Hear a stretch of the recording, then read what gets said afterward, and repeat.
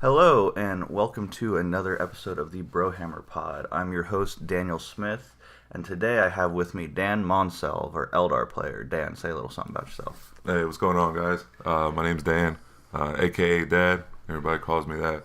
I guess I'm one of the few guys in the group of kids, so I've kind of taken on that nickname. But yeah, what's going on, guys?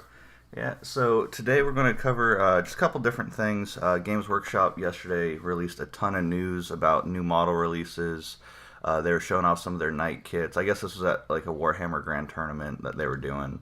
Well, this was Open Day. If I'm not mistaken, over at overseas over there in England. They do a lot of releases. If I'm not mistaken, they release a lot of new pictures of models and plans for the games in the future and all that good stuff. So yeah, so we're going to cover that, and then of course, since we have our Eldar player, we got to talk the dirty elves.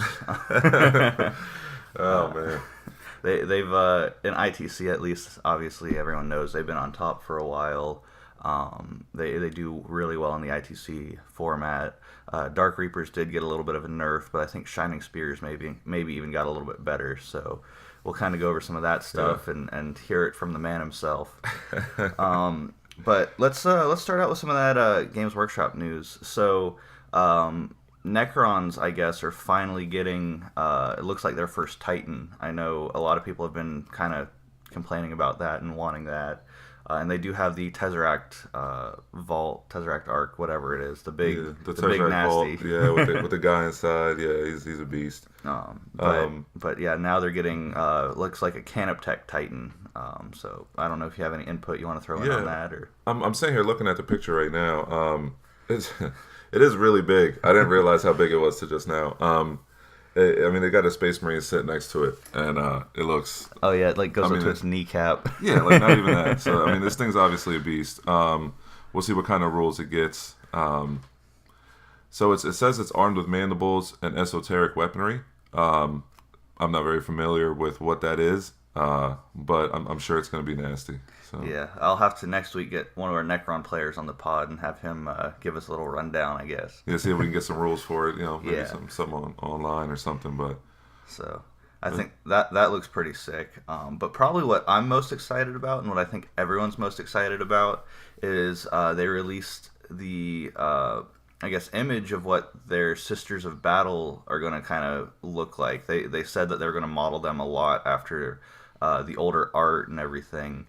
And the one model that we do have looks just amazing. I'm super excited. I've been slowly. I want to get a Sisters Army, but they announced we're getting plastic, so I've kind of been dragging my feet. But I mean, this model, just the hype is real. Well, I feel like Sisters is just one of those armies that just everybody likes the aesthetics of the army. I think everybody thinks that just the army itself is so cool. So I think. Most 40K players, a lot of 40K players, I should say, would like to have a Sisters Army. And Plastic Sisters is just something that's been talked about for an extremely long time. Yeah. One thing I personally, I don't mind the metal Sisters except for the hair. I think the hair just looks so bad. Right.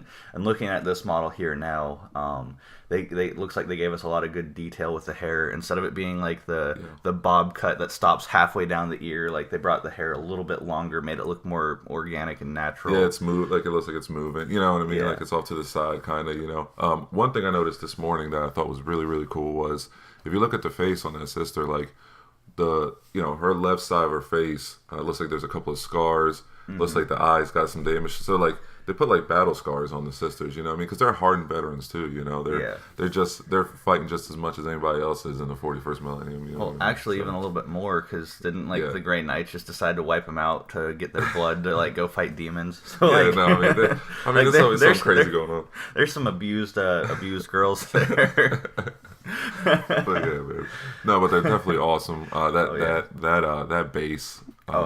Man, that base, scenic is great. base. I mean, that's awesome. I mean, just everything about that model is just legit. I mean, and it's cool that they're sticking true to the artwork. So if you go find a bunch of your favorite Sisters art, they're probably going to be making the models to match. So like you kind of can get a really good idea of what your army's going to look like even now, even though it's not going to be released for another minimum like 6, 7, 8 months, if not longer, because I think they're just now sculpting these. So I think their whole thing is that they're taking everybody through the process of what it actually takes to make a new line of models, make the rules for them, make the codex, release them, all that stuff. So I think they're just, this is because if I'm not mistaken, the little bit I read about it, I think that's just a concept right now. I mean, that's not even an actual model yet. I think that's just the design of it. So I think they're taking us through all the steps is their whole thing. So one of the things, if you don't know about how the models are actually designed, is before, back in the day when it started, they would literally make a I can't remember what it's called now, but basically make the original by hand, and then they would cast it, and that's how they'd reproduce their models. Which is why a lot of the old metal models are fairly simple. They're flat, so you can make a simple mold. That makes sense. But now what they do is everything is computer designed. So it takes a lot more, but that's how you get a lot more detail, a lot more depth, more complicated molds. That's how like the sprue system works, is because of computer design. Yeah. So, but obviously that takes a lot of programming and design and artwork and so with a lot of their other stuff, like when we got Age of Sigmar, we got the Stormcasts, they could have been working on that for 5 years, and no one knew because the army didn't exist. But Sisters, people have been crying for plastic Sisters for forever. They already have rules, they have models, so everyone wants it now. So I think they're kind of taking the time to show you, like, we can't just make it happen with the snap of our fingers. We kind of, like, it takes time. So here, look at what we're doing. Understand that it will be worth it, but this will take time. Yeah, this is how long it takes, you know. And that, I mean, that's cool. That's cool that they're showing that kind of stuff.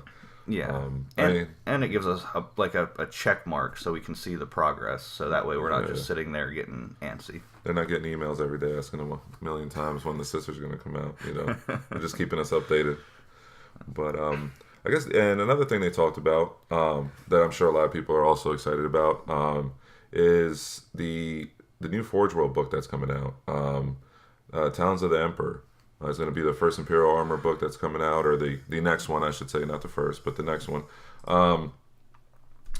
It's saying that it's got rules for all your Forge World Adeptus Custode units, and also, which I think is cool, and I know some of the guys in our group are going to be really excited about, is expanded list of units for Grey Knights, and also for using rules for using your Sisters of Silence as a standalone army.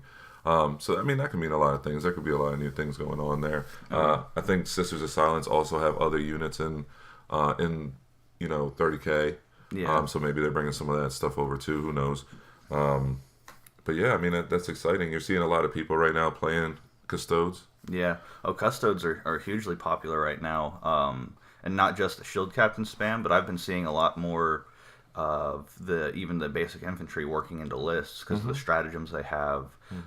They are an elite army, so they're easier to paint. They're faster. You can play with them a little bit faster. Yeah. They're kind of just cool. I mean, three Custodes, three basic Custodes is nothing to laugh at. You know what I mean? Like, that's the thing. Like, sometimes, at least me, I'll take it for granted. I'll be like, oh, that's just three Custode guys. They just throw them in there to fill in a slot in their for their detachment or whatever. Granted, there are a lot of points, but man, I mean, three custodian guards, with the shields. I mean, that's still something you got to go deal with, man. And it's you're seeing them more and more. So them being able to get more units and use their Forge World stuff, I think it's going to be really cool. Oh yeah. But the other 40K relevant item we got was the Dread Pod. I guess Forge World is completely remodeling the Dreadnought drop pod. They're not just doing a reskin or little touch up. I guess they were saying they're getting a brand new drop pod. It's bigger. The picture they have on the website shows, I can never remember which type of Dreadnought that is. And a Contemptor Dreadnought is actually standing inside of it. And the whole model's in there. It fits and has like clearance. Like, it's not like you had to wedge it in there and lock it in. Like, there's room around it. That's a big freaking drop pod. Yeah, it's going to be gigantic. I mean, the old one was pretty big, but I think this one's going to be, even bigger. Yeah. So why not, Why Pretty not? much. That reminds me too of Chaos got that. Was it the Termite or what was it called? You know what I'm talking about? That was something. It was released and I never heard any coverage, never saw anything about it. I know it's been a month or two now, but that's just one of those just random ones. Now that we're talking about it, talking about Forge World stuff, you know what I'm you know what I'm talking about. It's like the mole. It comes out from the ground. Yeah, it's a transport. But if I'm not mistaken, it's oh man, I don't want to sound I don't want to show my ignorance here, but like I think it belongs to in 30K to one of the like sisters or something like that, or the. I have no idea, clue, but I think I gotta look for it. I believe that we got a Hellforged version in 40K. Okay.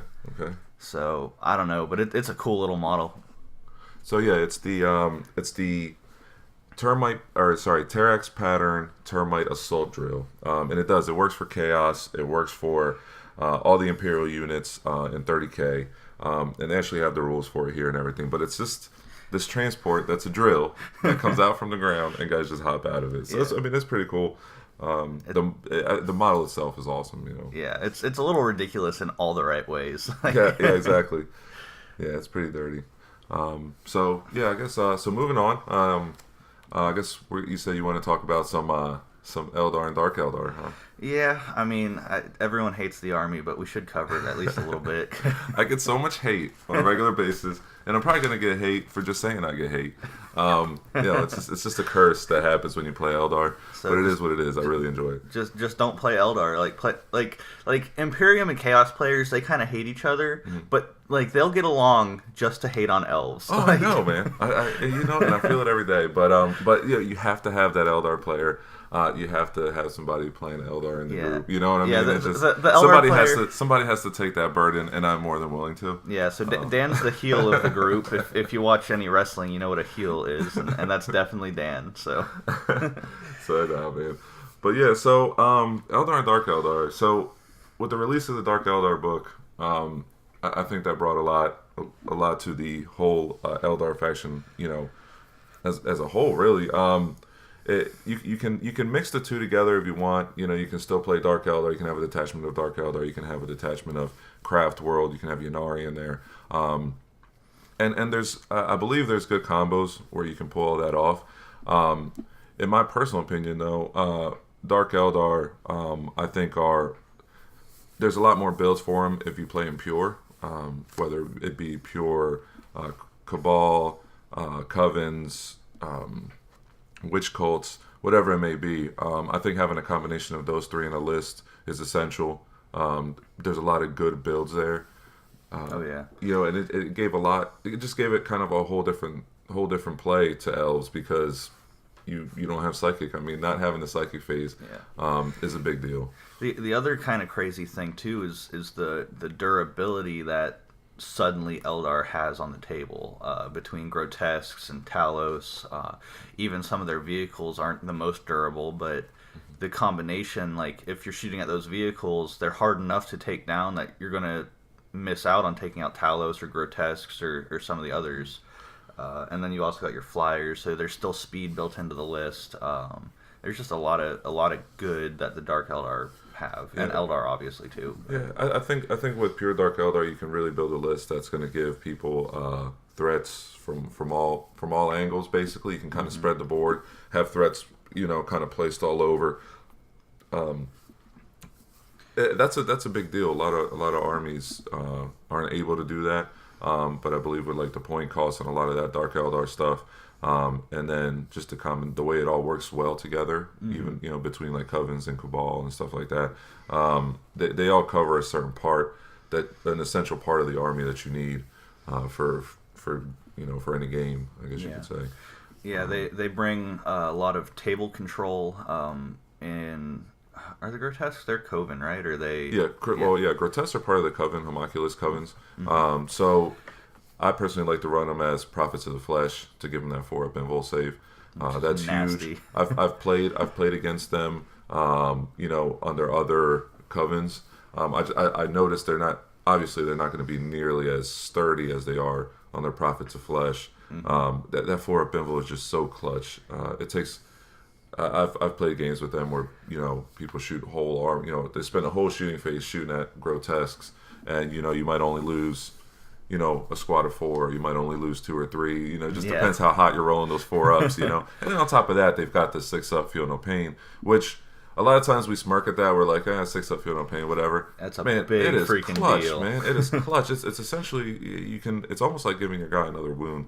I mean, 1 out of 6 times you should make that roll. Yeah, that's another wound. And where that's a big deal because they're 4 wound models. Right? Yeah, they're 4 wound models. So if you're taking shots from damage 2 weaponry or even damage 3, and you roll a 6, they're wasting another wound roll to take out that model. So that ripple effect, it keeps a lot more models alive. It builds.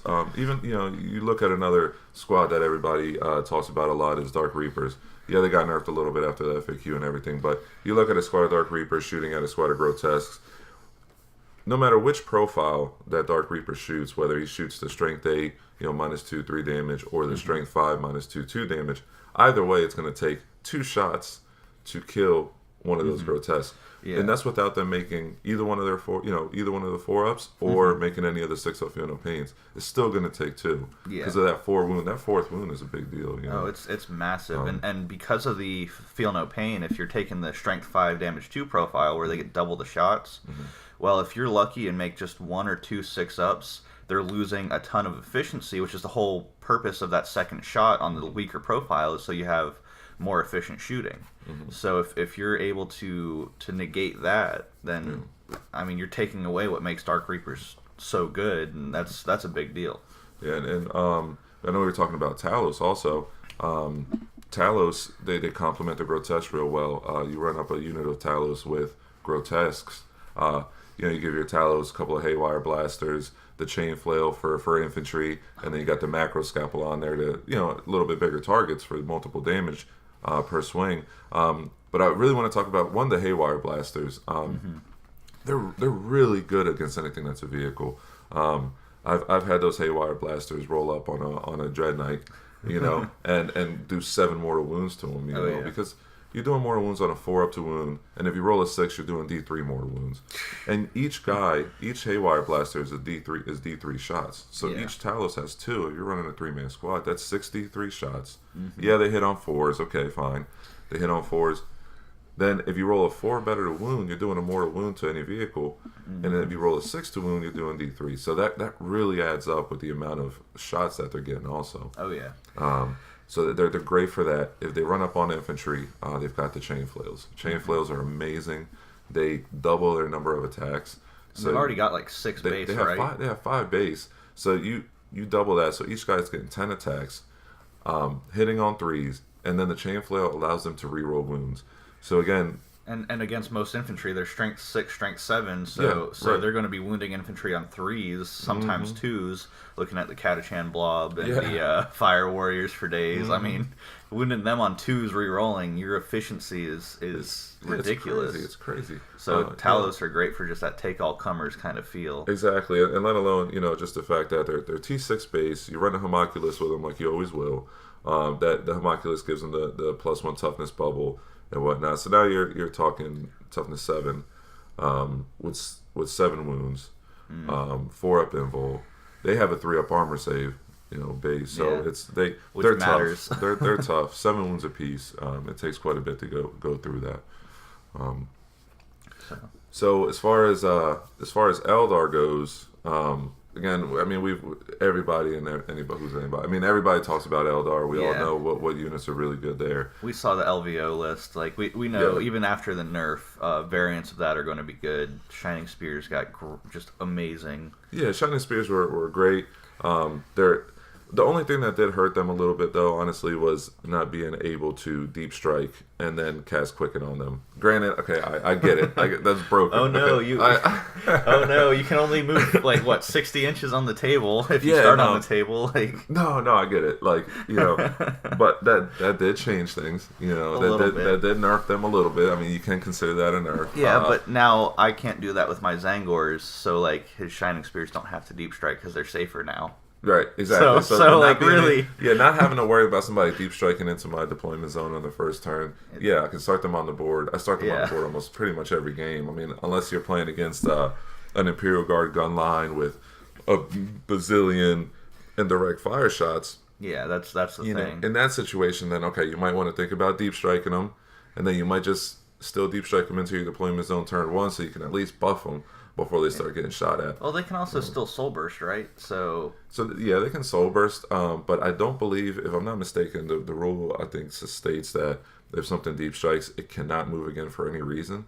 So I think even a soul burst isn't gonna, if let's say you were to deep strike them in, and then you casted Word of Phoenix on them, I believe that's still considered okay. That's not, you're not allowed to do that. So you can't deep strike on the front edge of your deployment zone. Your turn 1, right? Kill something with Dark Reapers, soul burst. You can't do that. Yeah, well, you can't when you deep strike. There's no way you can soul burst off anything because you have to be 9 inches away. Right. Yeah, you can never do that. But Word of Phoenix would be one way to do it. But like I said, I believe that would still be, not allowed with the new FAQ rules. Gotcha. So there's a little bit if you got a lot of indirect fire. So Hive Guard, Imperial Guard, half of their stuff, and forgetting another popular indirect fire unit. I mean, that's the big ones, though. Yeah, those are the big ones. That's the big ones. Or against another Eldar player that's maybe has a bunch of Tempestus launchers in there or something like that. That could cause some problems. But for the most part, you can keep them safe. Again, that not being able to deep strike outside your deployment zone turn 1 really helped them out. As far as combinations go between the two, I believe Cabal is a good one to combine with Craft World. Cabal the Black Heart, in my opinion, for the most part is the best one.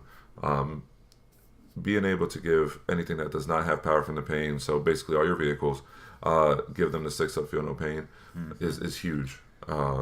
Again, that's just that 6-up that adds that much more to a relatively sturdy vehicle, because all your vehicles in Dark Eldar usually have an invul save. So that's huge. But the biggest part of that, to me, is the stratagem a lot of people have also talked about is Agent's Effect. Man, that thing's gross. That just shut down chaos hard. I mean, I've played quite a bit of games with it now, and usually there's always a moment. There's always at least one stratagem where you're like, man, shutting that down really, changes the game. For the most part, you have those moments in every game where you can use that. Having it cost 3 CP. It's worth it. I mean, especially with the buff to battalions and brigades. Getting more command points for a battalion is huge. 5 command points.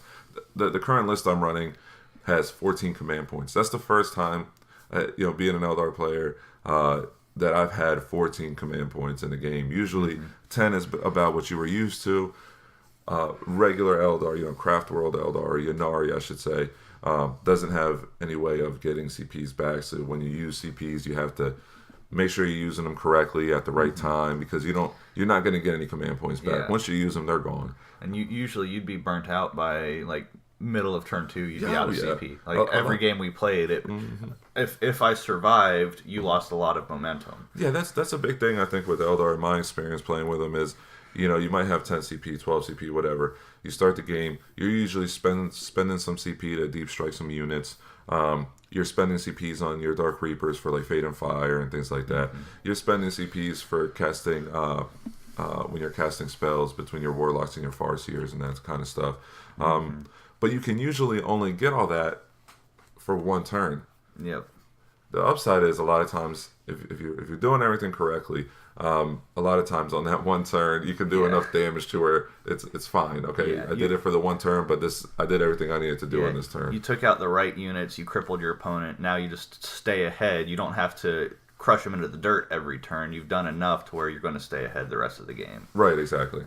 So as long as you do that. Now in games where that doesn't happen, because there are plenty of those too, then at that point you're playing a whole different game. It changes things a little bit. Yeah, but usually at least you specifically, when we've played, like, you've screened Dark Reapers well. You've used a lot of your models well, to where even without the stratagems, it's real hard to freaking win. You basically you're trying to play the keep away game, man. It's all a matter of keeping things away from your important units in Eldar with their ability to deploy outside of your deployment zone, and with the ability with Rangers, the ability to redeploy with Phantasm. That's another great stratagem. Oh yeah. You redeploy 3 units, and I mean you do that after after you roll for first turn, after you roll for C's, so you know whether or not you're going first. So a lot of times you can set up really aggressive put yourself, kind of expose yourself a little. Yep. Wait for that, and if you feel like you need to use Phantasm, then you do, and you redeploy everything to a safer spot. And that works because deployment is a huge part of the game, and you can bait your opponent into deploying hyper aggressive to try to take advantage of your poor deployment. And you're like, just kidding. Pay a couple command points, redeploy. Guess what? You're out of position, buddy. Good game. Yeah, exactly. I mean, I think the first time we played one of my first games in 8th edition, because I had taken a little bit of a break.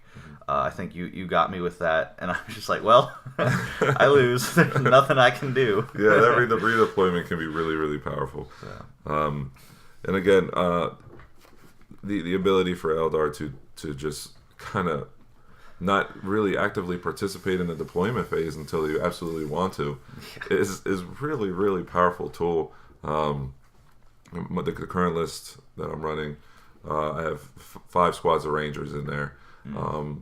A Wave Serpent that goes on the table, the Spears go on the table, and like a couple of characters. And basically, the rest of my army just deploys once after we roll. All the Rangers come out, so I set up my bubbles then once I see everything my opponent's doing. Just a lot of different things to manipulate certain parts of the games that other armies can't is one of the reasons I think Eldar is so powerful. Yeah, and that's one of the reasons Eldar get a lot of hate. It's just like Tau in 7th edition. When you kind of play by your own rules instead of the rules everyone else has to play by, it's frustrating. Like that aggravates people because they want to be able to do those cool things. So that's where a lot of the army hate comes from, is just when you are free to kind of do things your own way. Your army does it its own way. Right. So yeah, people get frustrated with that for sure. Oh yeah. Yeah, man. But so what is your favorite unit for, I guess, both codexes? My favorite unit for both. Let's see. So for Craft World, I've really gotten to like Shiny Spears. Understandably. But yeah, I mean Shiny Spears, everything that they can do, just the speed that they have.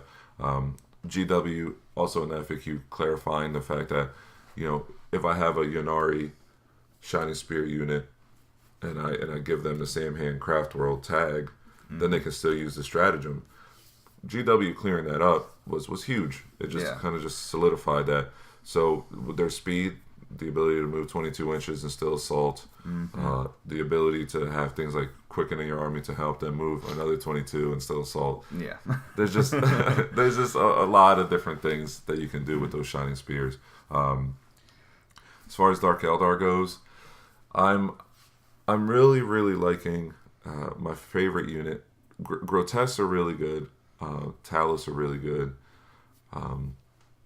The Ravagers, I love those. I love the Ravager model. Yeah, it's such like a good model. It's like a pirate ship. It's got guys on the sides of like dark. I love they're like hanging off with the chain, man, just like. They're pirates, man. That's the coolest thing about it. I would say right now, I think my favorite unit, would be the Talos though. I'm gonna go with the Talos. The Talos, the model itself is fantastic. A little floating scorpion guy, man, with like chains and stuff. Like it's just crazy. The fact that they're really good now since the Codex released makes me really happy. I know I've talked to a lot of you guys about it. It's being able to put Talos on the table to me is awesome. I had like 5 of those kits just waiting. I had them just kind of stashed away, just waiting for the day I could use them. Yeah. So they're my favorite there. One thing that also I think we should talk about is the Harlequin release coming out soon. Oh yeah. So I don't know what to expect.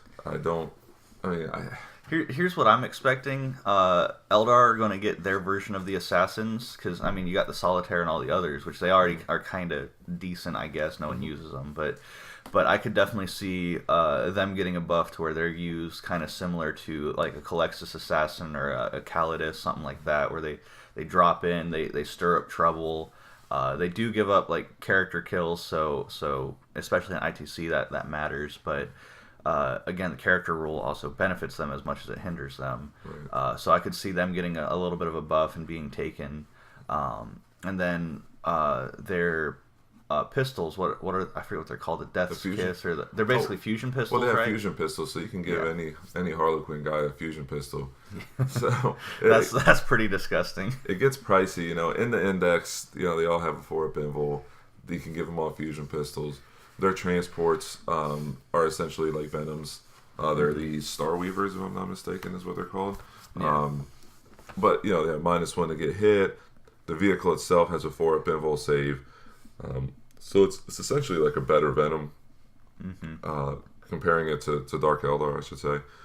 But we'll see what they do in the Codex. I mean, if they get a Codex with maybe adjust points a little bit. Yeah, I think a little bit of points adjustments, and then we're definitely going to get our. I guess it wouldn't be a craft world. I don't know, troop. They'd have different troops or something. Yeah, so they said that they're going to give each mask. So when you're talking about Harlequins, Dark Eldar have their Cabals, their Covens, and their cults.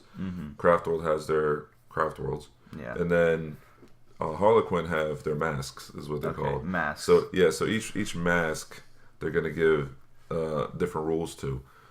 We'll see what that's going to be. Harlequins are known for having good psychic powers. They're good for having great invuls. They've done a lot of leadership shenanigans in the past too, which I think is a very underestimated strategy in 8th edition. That I think they might get something like where you take double casualties if you use a command point or something like that, and then if they have some negatives to your leadership. I mean, they go in there with fusion pistols, kill 3 models, and suddenly you lose a squad of 15. Like, oh yeah, I see something like that where they could definitely do stuff like that. Yeah, if they do that, I mean, there's already kind of something like that with Eldar. In Dark Eldar, you've got the Dark Creed. So the Dark Creed is a homunculus coven that makes it so that any you subtract 1 from the leadership characteristic of any unit with this obsession that's within 6 inches. I'm sorry. Models and enemy units must subtract 1 from their leadership characteristic for each unit with this obsession that is within 6 inches of theirs. So, for every unit within 6, you get -1 leadership from that. The other night I played one of the guys in the group. His name's Ryan. He also plays Eldar. And I was playing my Craft World Dark Eldar list versus his Craft World Dark Eldar list. Yeah. He was running Dark Creed with some Eldar in there. He had some 3 Hemlocks. Now the Hemlocks give out a -2 leadership bubble in combination with the Dark Creed. A lot of times I was at -3, -4 leadership. Yep. He has ways, if I'm not mistaken, and I don't want to misspeak here, but he did tell me there's ways he can get things down to like -5, -6 leadership. So that's huge. Being able to do that, run in there, kill a guy, and now all of a sudden the whole unit's running. You could do that to. I mean, imagine doing that to a squad of the Dawn Eagle jet bite guys, or the plague. What are those guys? The plague drones. Yeah, plague drones. Yeah, I'm working on some plague drones right now, and I think they're leadership 7. So multi-wound unit, you lose 1 or 2. Normally you don't care. But if I'm -4 to my leadership and I lose a guy, I'm taking a test on -5. If I roll above a 2, I start losing multi-wound models. That's a big deal. Yeah, I mean, you do it like I was saying. You do it to a squad of Virtus Praetors. So basically the Custo Jetbike guys. Yeah. Right. So you do it to a squad of them. You manage to kill 2 or 3 of them, and you put them at a -6 leadership. They're at a leadership 3. I mean, you can get rid of the whole squad. How upset somebody would be if you did that to them. That'd be so fun. Granted, yes, they could just pick the 2 command points and say, no, they're going to pass or whatever. But at the right time. Yeah, and I mean, you make them pay 2 command points, or you agents evict them. Right, exactly. Which I think that's what you were about to say. Exactly. So Dark Creed with a Blackheart Cabal detachment, you can do combinations like that. You can kill something, put them at this ridiculously low leadership. When they go to pay the 2, you agents evict it. And now you've removed a unit by just killing like 2 or 3 guys. Yeah. And I again, bringing it back to the Harlequins, I think they're going to get something that adds to that strategy. I think there'll be just more of that.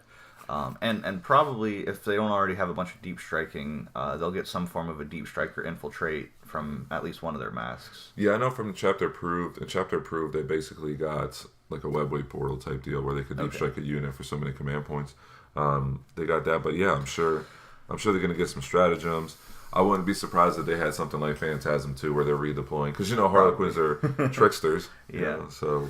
Oh, and I bet they're going to get a Slanesh specific stratagem, something that makes them just whoop up on Slanesh because of the lore. Yeah. Not that you don't ever see Slanesh demons on the table. You just see Slanesh Chaos Space Marines, and since the FAQ, that's going to go down because can't deep strike obliterators out of your deployment zone anymore, and they've only got 24-inch range. Like, wait till turn 2, man. you cover 2/3 of the board. Okay, now you can deep strike. You're still stuck in your deployment zone, but at least now you don't have to be. It's turn 2. Oh man. Yeah. Yeah, I don't know about that FAQ, man. I don't know. I'm so salty about that one. Like I actually really like 90% of the FAQ. Yeah, Not being able to use movement things after deep strike, I don't like, because like melee armies were actually being played. That was great. I enjoy seeing melee in 40k. Same here. That pretty much took that out, unless you're Shining Spears or the Cadcham Plob, or I guess grotesque, like really durable units that slowly march forward, sure, but you can't really turn 1 tie up. I mean, there's some shenanigans that can still, obviously, right. but that was one thing I really liked. And yeah, I don't know that was a necessary. Yeah, and like and I feel like a lot of people might feel that way, and not to keep just. I feel like we're almost like beating a dead horse here. You know, I'm sure everybody's talked about this a ton. Yeah. But yeah, man, I don't know that it was necessary to do that. Yeah, like honestly, Alpha Strikes already were kind of not a problem, because like people understand how to bubble wrap. Like the biggest offender, or a couple of the biggest offenders, I think still exist, and that's like infiltrating cultists. Then you move them turn 1, so you're 3 inches away. Then you charge, and then like pile into a unit you didn't charge, so you can try point a model, so that your 40-man squad can't be targeted in their next shooting phase. Like that still exists, and that was one of the few like actual like uses of a turn 1 melee that was solid, and I can still do that, which I'm not complaining about at all. Right. Even though Vec just completely ruins cultists, and they're out of my list right now, but. But yeah, I mean, there's still a lot of different ways. I think they were just trying to limit, I guess, the amount of they took like, I'd almost say the non-abusive ones out though, like deep striking bloodletters and then charging them. Like you can still kind of do that, I guess. Yeah, I don't know. Well, because infiltrating cultists is one of the most deadly ones, and you can still do that 100%. Yeah, but deep striking bloodletters on turn 2. Yeah, now you got. Well, I should say now you got to wait till turn 2. Yeah, it's still doable. I mean, you can still do all the same things. You just can't do them turn 1. So I think what that's causing people to do is build a list where, on my first turn, the whole objective of what I have on the table is to take out screens and to take out all this infantry and stuff like that. That's making these bubbles, so that on turn 2 I can deep strike my units that need to get in there. Right. Easier said than done a lot of times, I'm sure. Yeah. Eldar players can do it with Dark Reapers, but... See, it always comes back to the same, man. It always comes back, dude. Yeah, I mean, Eldar, yes, Eldar is able to do it pretty well, but I feel like a lot of other armies can do it too. So, yeah. Cool. Yeah, but we're getting close to about the 40-minute mark. I'm not trying to... The last one, I think we were a little over an hour, and we're trying to wrap these up in 30 to 45 minutes. Okay. So I guess with that, we'll close it here. Dan, anything you want to say before we wrap this thing up? No. Well, the only thing I did want to say is I wanted to give a shout out to Will for winning the Armada tournament yesterday. Oh yeah. Will, if you listen to episode 1, that Will, because we have a couple in the group. Yeah, there's a few Wills in the group. But our Tau Will, I guess, went to Armada games here. That's St. Pete, Tampa. That's the one in Tampa. So he went to Armada in Tampa, and he got first place, which was cool. Yep, 3-0 with Tau. 3-0 with Tau, man. Tau's good. I'm telling you. I like Tau. Yeah, I guess. Tau are all right. Look at that. See, this that same hate for Xenos, man. I'd rather Tau over Eldar. Okay, I'll take it. I'll throw that out there. I'll take that. That's fine. All right, guys. Appreciate y'all listening, and we'll be back next week. Yeah, man. See you later.